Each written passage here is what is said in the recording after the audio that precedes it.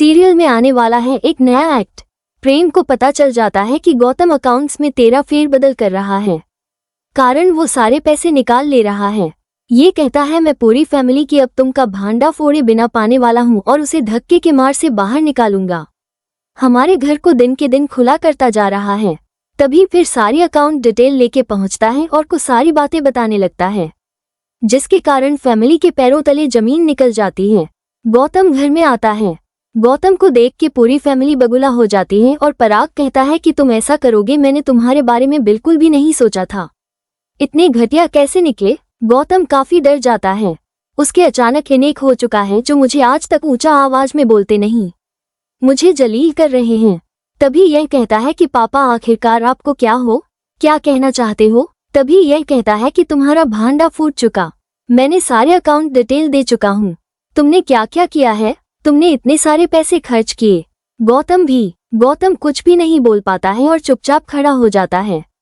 प्रेम ये कहता है कि देखा पापा, आदमी ने बिल्कुल भी कुछ नहीं बोला क्योंकि यह सारे पैसों को पिला कर रहा था और किंजल भाभी को ये सारी बातें पता चली।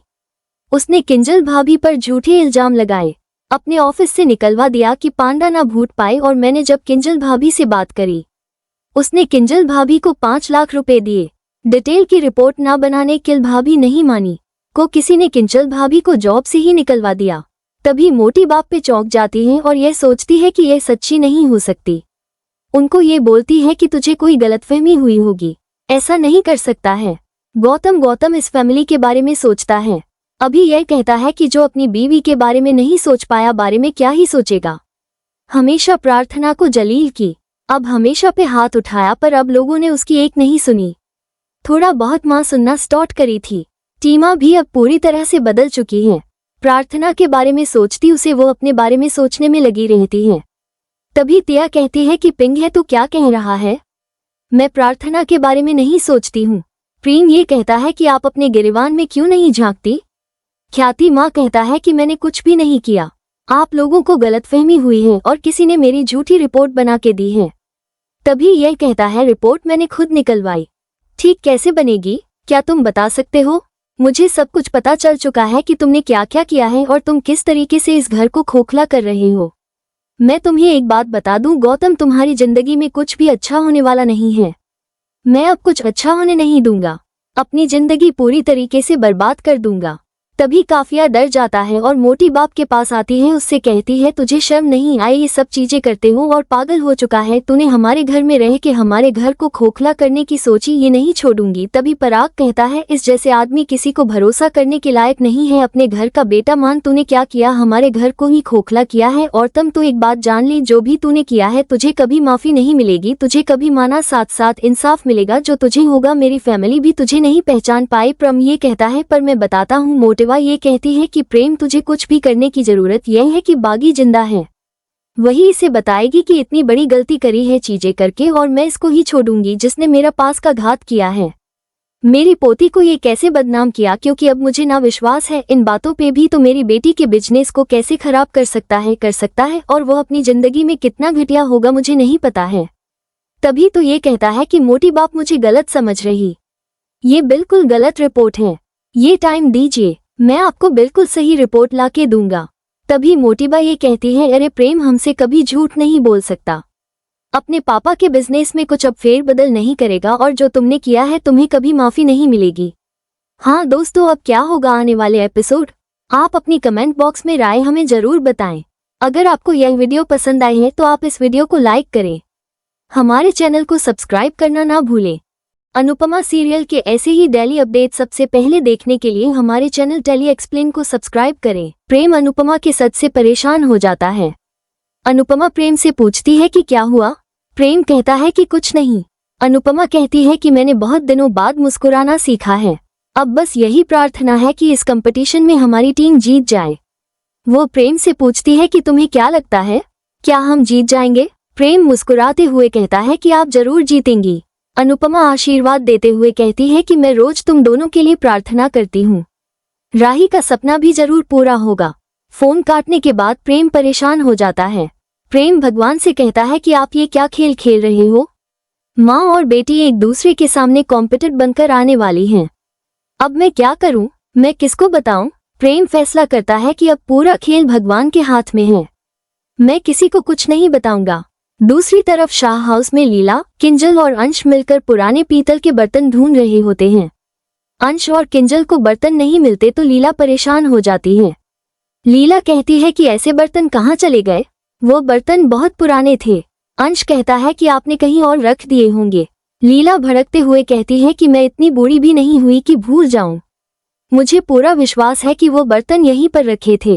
अंश उन्हें शांत रहने के लिए कहता है। लीला परेशान हो जाती है। दूसरी तरफ तोशु उन्हीं बर्तनों को एक दुकानदार को बेच देता है और कहता है कि ये बर्तन बहुत एंटीक है, इनसे गुड लक आता है। दुकानदार कहता है कि फिर बेच क्यों रहे हो, इनको घर पर ही रखो।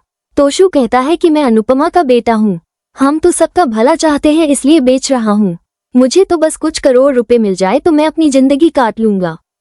तोशु दुकानदार को चेतावनी देता है कि लीला को इस बात की भनक भी नहीं लगनी चाहिए।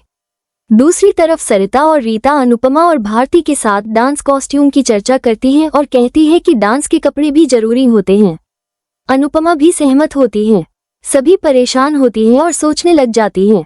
इसी बीच अनुपमा एक प्लान बनाती है और कहती है कि हम जो भी मटेरियल है उसी से कॉस्ट्यूम तैयार करेंगे, बस दिल से मेहनत करेंगे। वो सबको रिहर्सल के पहले आने के लिए कहती है। दूसरी तरफ प्रेम के दिमाग में अनुपमा की बातें घूम रही होती हैं और वो परेशान होता है। तभी वो राही से टकराता है। प्रेम राही से पूछता है कि तुम परेशान क्यों हो।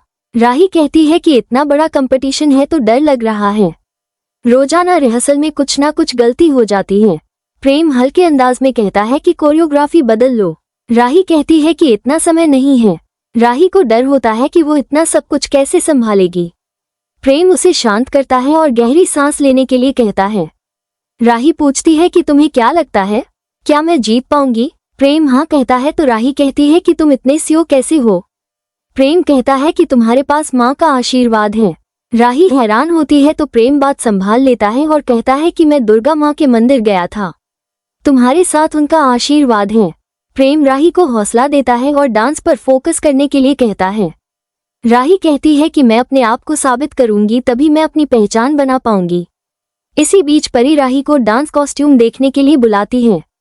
प्रेम सोचता है कि मैं तो चाहता था कि राही और अनुपमा फिर से मिले, लेकिन मुकाबले के रूप में नहीं। वो भगवान से प्रार्थना करता है कि अब आप सब संभाल लेना, मैं किसी को भी दुखी नहीं देख सकता। दूसरी तरफ अनुपमा अपनी टीम के लिए डांस कॉस्ट्यूम तैयार करने में लग जाती है और सभी उसकी मदद करती हैं। इधर राही भी कॉस्ट्यूम तैयार करने में व्यस्त होती है। प्रेम और राजा सबके लिए नाश्ता लाते हैं और उनकी मदद करते हैं। प्रेम और राही साथ में कुछ अच्छा समय बिताते हैं। माही उन्हें साथ में देखकर जल जाती है। प्रेम और राही आपस में खुश होते हैं और माही दुखी होती है। दूसरी तरफ अनुपमा राही को याद करती है और डांस के कपड़े तैयार कर लेती है। अनुपमा सोचती है कि हमें कल का राउंड किसी भी तरह जीतना है ताकि इन सब के सपने पूरे हो सके। इधर राही खुद से कहती है कि अब मुझे अनुपमा की परछाई से बाहर निकलना है, चाहे कुछ भी हो जाए ये कंपटीशन मुझे ही जीतना है। दूसरी तरफ लीला रास्ते में जा रही होती है, तभी वो एक औरत से टकरा जाती है।